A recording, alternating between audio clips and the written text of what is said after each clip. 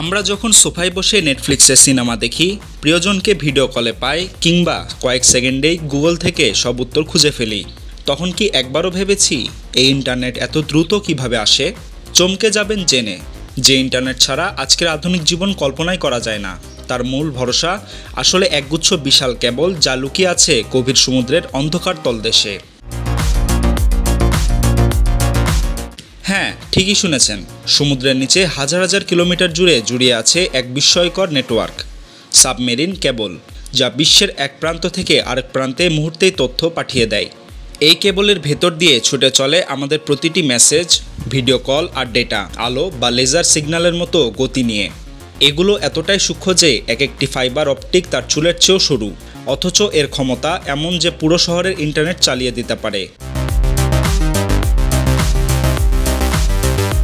বিশ্বজুড়ে ইন্টারনেটের প্রায় ৯৯% ডেটা আদান প্রদান হয় এই সমুদ্রতল কেবল দিয়েই।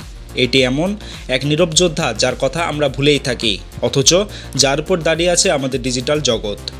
এই কেবলগুলো সমুদ্রের নিচে বসানো হয় বিশেষ সাবমেরিনের সাহায্যে।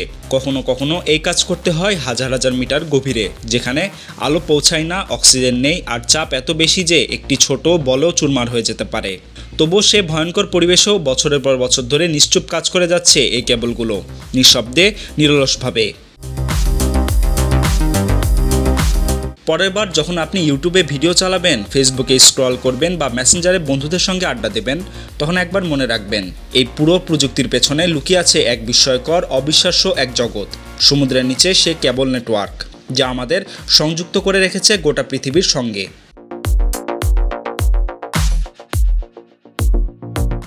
Desk report, Padma Times.